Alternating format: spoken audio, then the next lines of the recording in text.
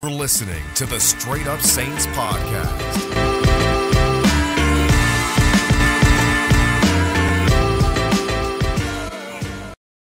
What is up, Who Dat Nation? Welcome inside a little quick video from the Straight Up Saints podcast presented by Boo Crew Media, DraftKings, and of course, Maker's Mark.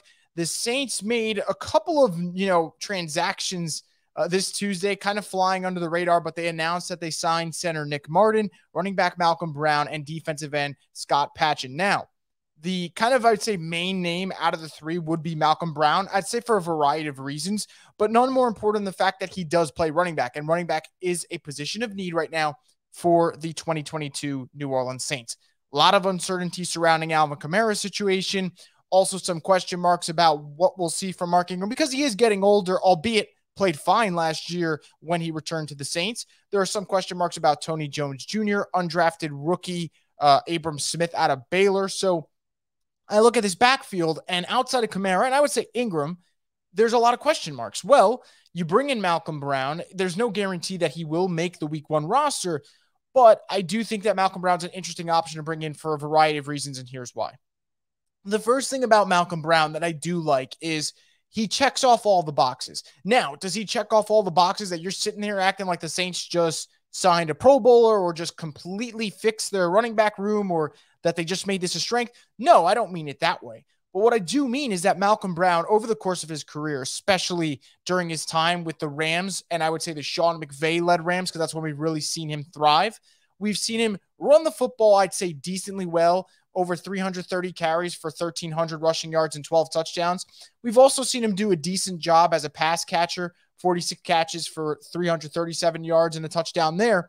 But I think what really stands out about him, and I know this is kind of like what people might say is the boring attribute of a running back, is his abilities, as a pass blocker.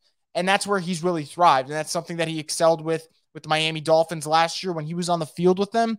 The main reason was he gives you the best pass blocker, but he could also come out of the backfield and be a pass catcher as well. So do I think Malcolm Brown is like the sexy name that all of a sudden any type of running back woes you might have had have been solved? No, I can't sit here and lie to you guys. That would be ridiculous. But I do think that he's an interesting name to bring in to push those younger guys, right? It's not about replacing Kamara, replacing Ingram, I would say at this point. I think they're kind of set in stone as your 1 and your 2 at the running back position. But who is your 3? Who's your 4? Trying to figure that all out, right? So you will see Tony Jones Jr., Dwayne Washington, Abram Smith, Malcolm Brown. You'll probably see them all compete and vie for that number 3 spot on the depth chart. So I have no problem with them bringing in competition, kind of adding to a backfield that needs a little bit of help. And it is worth adding the fact that Malcolm Brown's kind of been there, done that type of player, knows how to play on a winning football team, and also still, I think, has gas left in the tank. Now, what does that also mean for other running backs? Who knows? Does this take the Saints out of the Jordan Howard sweepstakes? If there ever was a sweepstakes, they were linked to him yesterday, and maybe they do revisit him if they don't feel like Malcolm Brown's going to cut it.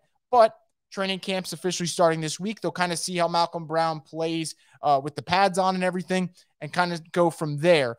But overall, I'm okay with the signing. Is it something that you're going to go to bed and you're going to get a good night's rest because the Saints signed Malcolm Brown? Probably not. And if you do, kudos to you.